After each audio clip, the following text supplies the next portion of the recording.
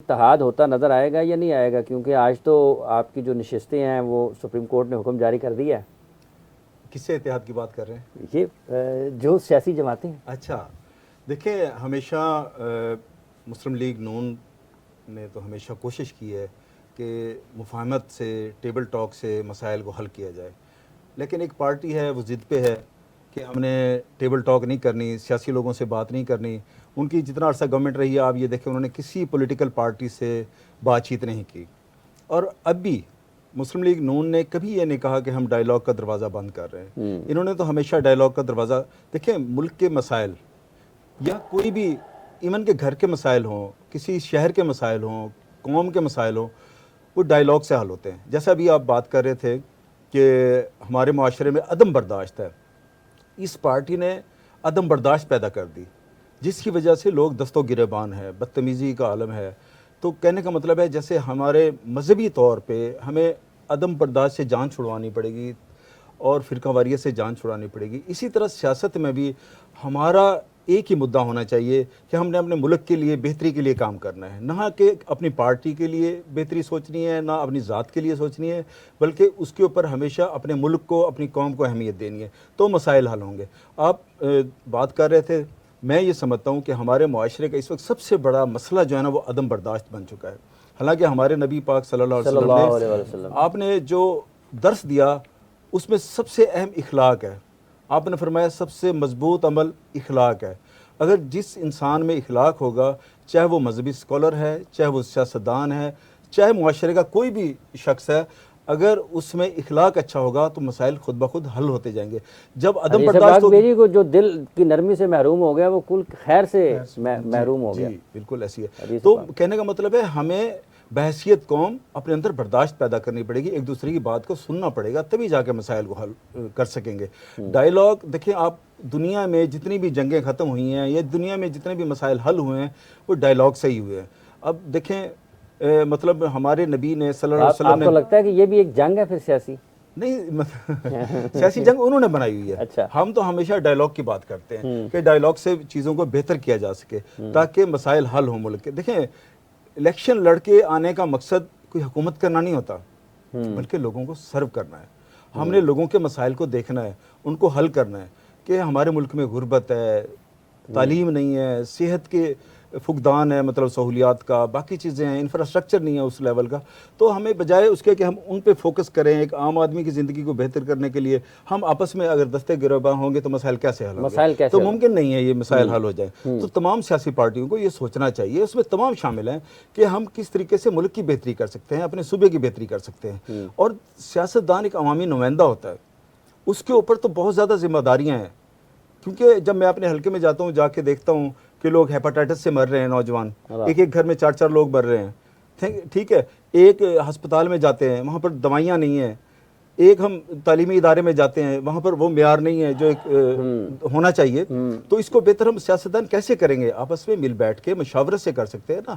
ایک feed back آئے گا تو ہم اس پہ بہتر فیصلے کر سکتے ہیں. اگر ہر وقت ہم آپس میں لڑتے رہیں گے، جھگڑتے رہیں گے تو اصل بات پہ تو کوئی ڈسکس ہی نہیں کرے گا. آئے گا ہی نہیں. ایک کالر ہے جی ہمارے ساتھ اس وقت.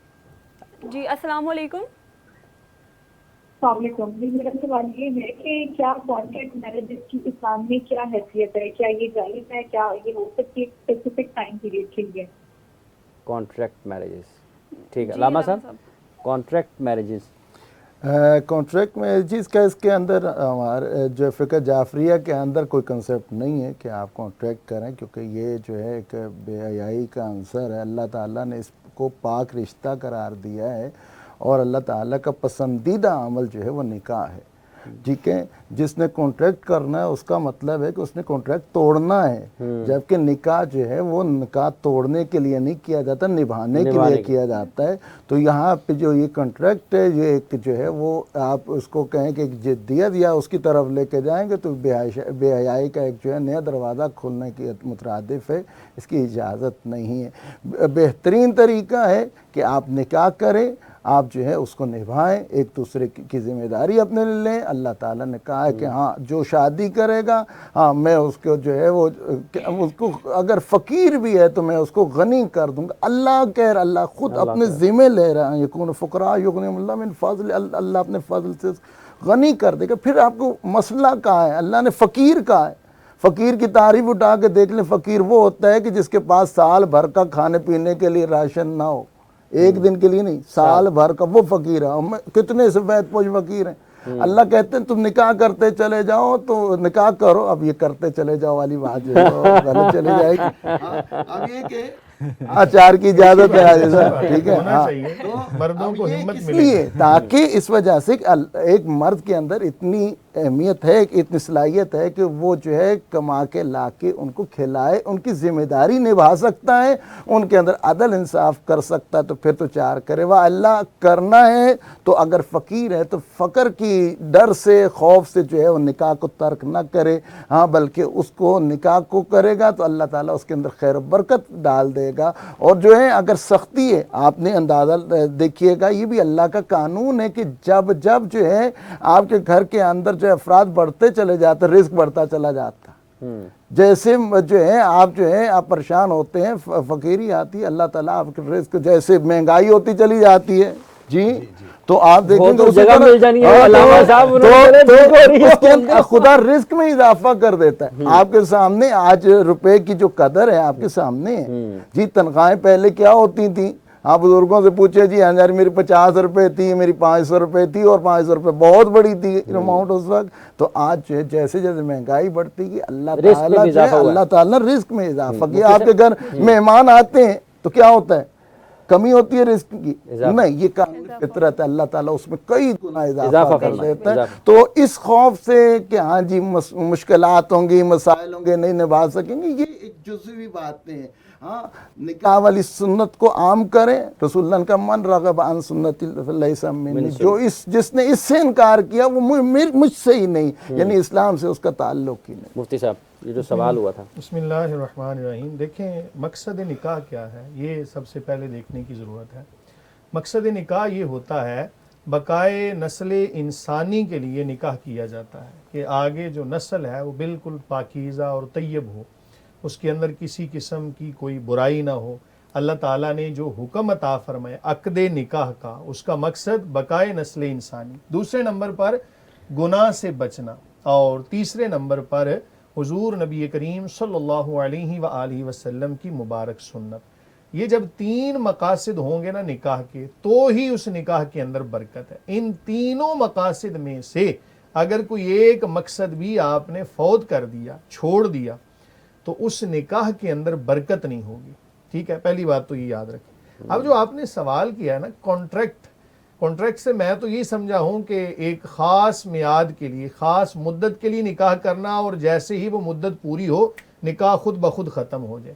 تو یاد رکھیں, واضح رہے کہ نکاح مطلقاً ہوتا ہے. نکاح کے اندر کوئی بھی ایسی شرط لگا دینا کہ جو نکاح کے اصولوں کے منافی ہے, نکاح شرعی طور پہ نافذ نہیں ہوگا. بلکہ ہمارے فقہائے احناف نے تو یہاں تک لکھا کہ اگر کسی بندے نے نکاح کیا کہ میں 200 سال تک کے لیے نکاح کرتا ہوں, تب بھی وہ نافذ نہیں ہوگا.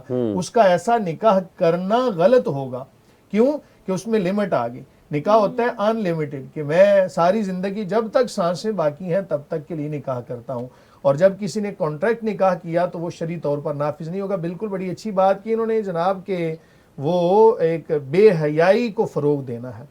تو جو بندہ صرف اور صرف جناب لذت کے حصول کے لیے نکاح کر رہا ہے, اس کے ذہن میں کوئی بھی ان تینوں مقاصد کے علاوہ کوئی مقصد ہے, تو اس نے نکاح تو کر لیا لیکن شرعی طور پر وہ گناہگار ہوگا. نکاح کے مقاصد کو سمجھیں, اور نکاح سے مقصد ہوتا ہے نیک اولاد کا حصول. اور ان یکونوا فقراء یغنیہم اللہ من فضلہ, اگر تم فقیر ہو, اگر تم محتاج ہو, تمہارے پاس مال و دولت کی, رزق کی کمی ہے, تو اللہ تعالیٰ اپنے فضل سے تمہیں بے نیاز کر دے گا, غنی کر دے گا, امیر فرما دے گا. تو اس جی حافظ صاحب, ہمارے پاس ایک کالر ہیں. جی جی جی ضرور. جی السلام علیکم. وعلیکم السلام. جی سوال بتائیے گا. جی میں شراز بات کر رہا ہوں لاہور سے. مجھے قاری صاحب سے وظیفہ پوچھنا ہے کہ میری 35 سال عمر ہو گئی ہے, لیکن میری شادی نہیں ہو رہی, تو کوئی وظیفہ بتا دیں کہ اس معاملے میں میرے لیے بہتر ہی ہو جائے. ٹھیک ہے شراز صاحب, بہت بہت شکریہ آپ کا. قاری عطاء المنان وارثی صاحب, لوگ سن رہے ہیں نا تو پھر سوال بھی اسی حوالے سے کرتے ہیں. جی میں کوئی وظیفہ بتائیں. اس سلسلے میں بہت ہی مجرب ایک عمل ہے یا بدیع العجائب بالخیر یا بدیع. دوبارہ سن لیجیے, یا بدیع العجائب بالخیر یا بدیع. اللہ تعالیٰ کا نام ہے تو اس کو 101 مرتبہ پڑھنا ہے. اول آخر 11 مرتبہ درود شریف پڑھنا ہے. مغرب کی نماز کے بعد آپ یہ 40 روز تک عمل کریں, انشاءاللہ تعالیٰ آپ کا رشتہ بہت جلد ہو جائے گا اور آسانی سے ہو جائے گا, اور اپنی پسند کا انشاءاللہ جو بھی دعا کریں گے اللہ تعالیٰ سے اس وظیفے کو پڑھنے کے بعد انشاءاللہ اپنی پسند کا رشتہ بھی آئے گا. اس وقت تو ان کا مسئلہ ہے کہ ہو ہی جائے, پسند مسئلہ نہیں ہے. بہت بہت شکریہ, بہت بہت پسند کا بھی ہو جائے گا. دوسرے کے لیے بھی یہی وظیفہ ہے.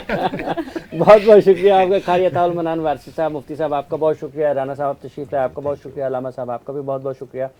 تمام دیکھنے والوں کا شکریہ جتنے بھی لوگ ہمیں اس وقت دیکھ رہے تھے. آج کے اس پروگرام کا وقت اپنے اختتام کو پہنچتا ہے. آپ اپنے سوالات کامنٹ باکس پہ ڈال سکتے ہیں, لکھ سکتے ہیں. اگر آپ کچھ تجاویز ہیں وہ لکھ سکتے ہیں, اور اگر آپ کچھ پوچھنا چاہتے ہیں ہمارے علماء سے تو وہ بھی آپ کامنٹس میں لکھ سکتے ہیں. ہم کوشش کریں گے کہ کل آپ کے سوالات کو پروگرام کا حصہ بنایا جائے. آج کے اس پروگرام کا وقت اپنے اختتام کو پہنچتا ہے. مقدس کو اور حافظ عمران کو مفتی آن لائن کی پوری پروڈکشن ٹیم کے ساتھ اجازت دیجیے. کل آپ سے دوبارہ ملاقات ہوگی. اپنا بہت سا خیال رکھیں. اللہ حافظ.